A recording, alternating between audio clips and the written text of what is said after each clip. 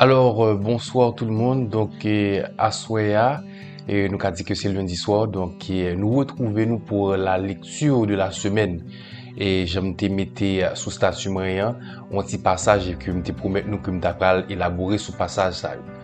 Nous allons faire ça chaque semaine de façon que nous allons motiver moun d'une façon spirituelle pour que nous capables engager semaine là tout en gardant vraiment une méditation, une sérénité ou bien une paix dans travail ou bien dans challenge travail que nous gagnons de jour en jour ou bien de semaine en semaine. Donc c'est ça l'objectif là et nous allons commencer par invocation bien sûr. Shri Krishna Chaitanya Prabhu Nityananda Shri Advaita Gadadhar Shivasati Gaura Bhaktavrinda Hare Krishna Krishna Krishna Hare Hare Hare Rama Rama Rama Hare Hare. Et voilà, c'était invocation pour que nous capables vraiment aborder texte spirituel parce que c'est comme ça, c'est avant que nous abordions des textes spirituels ou par rapport avec profondeur et écriture révélée ça yo, faut que première chose que nous demandons passage et que nous honorer maître spirituel qui te vient avant nous yo. Donc kounya là nous allons passer à la lecture là.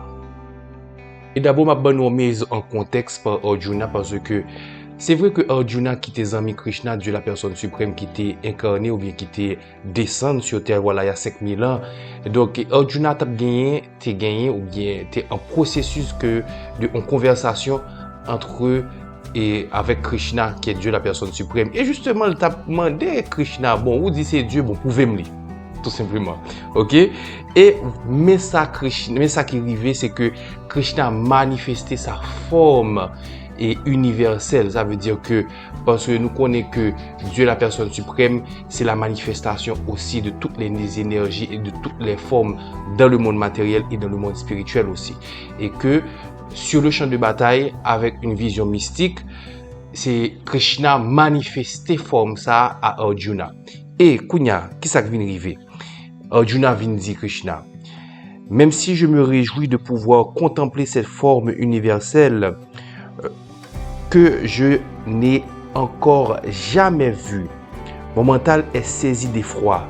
C'est pourquoi je te prie de bien vouloir reprendre ta forme personnelle. Au refuge de l'univers, Seigneur des Seigneurs, accorde-moi cette grâce. Ta forme personnelle, c'est très important.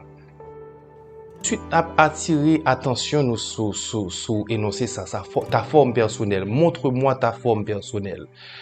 Parce que dans le monde, il y a un grand débat. Il y a d'abord le débat de est-ce que Dieu existe, oui ou non? Et deuxième débat, est-ce que Dieu c'est juste des énergies, ou bien un ensemble d'énergies, ou bien une accumulation d'énergie, ou bien est-ce que Dieu est une personne, ou bien une personnalité?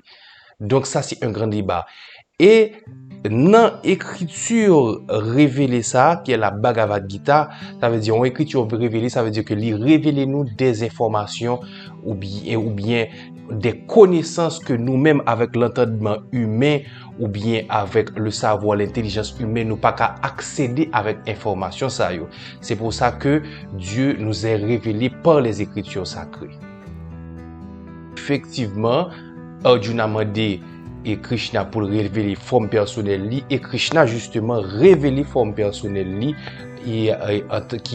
qui vraiment ressemblait à la forme humaine, m'a tout dit nous ça, OK, qui pas la forme humaine mais il ressemblait à la forme humaine, excusez-moi, et il y a attrait les personnalités humaines aussi, OK, parce que Krishna, Dieu la personne suprême est la personnalité originelle. Qui veut dire qui ça? Entre nous-mêmes et Krishna, nous gagnons les mêmes qualités, mais nous pas gagnons les qualités ça yo en même quantité. C'est comme la gouttelette d'eau et l'océan. Même qualité. L'eau pour de l'eau, c'est même qualité. Mais en termes de quantité, entre une gouttelette et l'océan, c'est un monde de différence. Ça veut dire, alors si Dieu est une personne, et c'est ça le texte là, montrez-nous là, si Dieu est une personne, et là, aussitôt que nous acceptons en tant que personne, personnalité, ça veut dire que nous sommes capables de gagner une relation intime avec Krishna, Dieu, la personne suprême. Dans intimité, ça pas veut dire intimité dans le sens matériel ou bien le sens grossier. Ça veut pas dire seulement le sexe. Ça veut dire aussi avoir des pensées, des échanges intimes, comme être l'ami. Dieu peut être votre ami et vous pouvez être l'ami de Dieu aussi. Vous pouvez confier des secrets à Dieu et certainement Dieu est la seule personne qui connaît tous vos secrets aussi.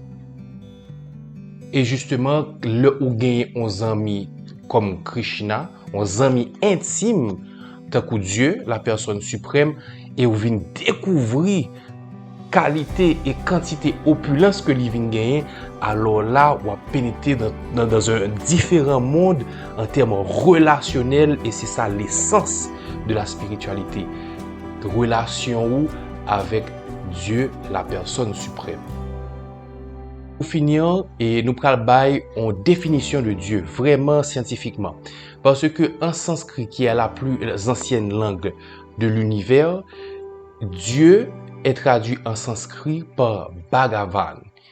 Et Parasharamuni, qui était un grand justement penseur, il baille définition ça et il dit que Dieu, Krishna, le mot Bhagavan définit spécifiquement quelqu'un qui a les 6 opulences dans son infinité.